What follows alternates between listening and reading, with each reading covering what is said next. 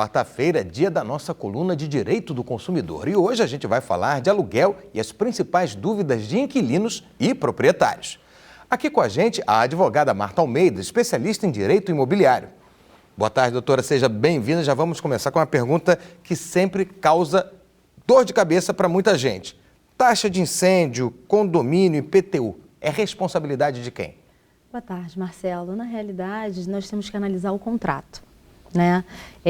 Geralmente, o proprietário, ele estabelece essa obrigação para o inquilino. Então, se não estiver estabelecido no contrato que o proprietário, você vai pagar diretamente as taxas, a cota condominial, né? O inquilino é que tem que pagar essa obrigação, né? Ou seja, cabe ao proprietário estabelecer de quem é a responsabilidade. Perfeito, cabe ao proprietário estabelecer. No caso de vaga na garagem, se eu alugo um imóvel e eu sei que o proprietário tem direito a uma vaga, essa vaga automaticamente é minha ou não? Não. O proprietário também tem o direito de estabelecer se essa vaga vai integrar a locação ou não. O fato de ter uma vaga na garagem não significa que o inquilino vai ter o direito de utilizar. O proprietário pode fazer o aluguel de uma vaga e também do apartamento? Perfeito, ele pode subdividir isso. Um cano estourou, uma infiltração deu no teto, de quem é a responsabilidade? Do proprietário.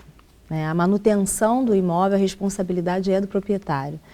O conserto do curto-circuito, vazamento, isso é obrigação do proprietário. Em casos mais urgentes, se o inquilino faz a manutenção que deve ter sido feita de urgência, ele pode depois pedir ressarcimento, abatimento no aluguel dele? Sim, ele pode pedir o abatimento e caso esse abatimento não seja feito, ele tem o direito de retenção. Ele pode reter o imóvel, no final da locação, para que isso seja ajustado. Ou seja, e se o inquilino faz uma obra e melhora as condições do imóvel, ele pode receber por isso ou ter abatido no que ele deve também pagar ao proprietário ou não?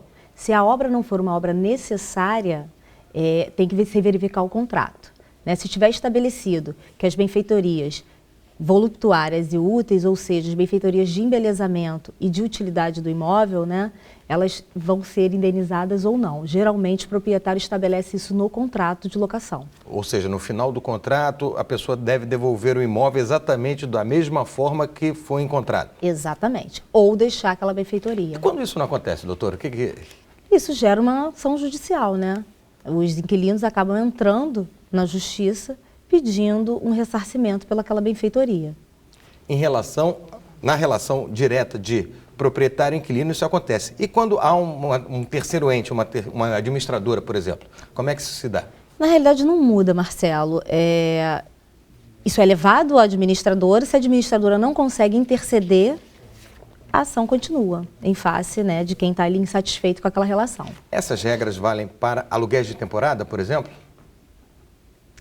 Na realidade não, porque no aluguel de temporada você tem ali os 90 dias, você tem até 90 dias para ficar e é um contrato mais curto, não tem tanta especificidade. Então o proprietário no aluguel de temporada, ele estabelece que aquilo ali é para uso desse período, então dificilmente ele vai ter uma benfeitoria nesse tempo e se fizer também tem que estar estabelecido no contrato como são essas questões. Uma outra questão para deixar bem clara, quando o contrato pode ser rescindido sem multa para ambas as partes? No caso de transferência de trabalho, se eu tenho uma modificação na minha situação de trabalho, eu saio do estado, ou saio daquele âmbito ali, não tem multa. E no caso das locações também, com mais de 30 meses, depois do prazo da rescisão do contrato, a gente tem a retomada do bem com uma notificação de 30 dias sem qualquer multa, penalidade para as partes. Doutora Marta Almeida, muito obrigado pela sua participação e seus esclarecimentos aqui para a gente no Repórter Rio. Muito obrigada pelo convite, foi um prazer.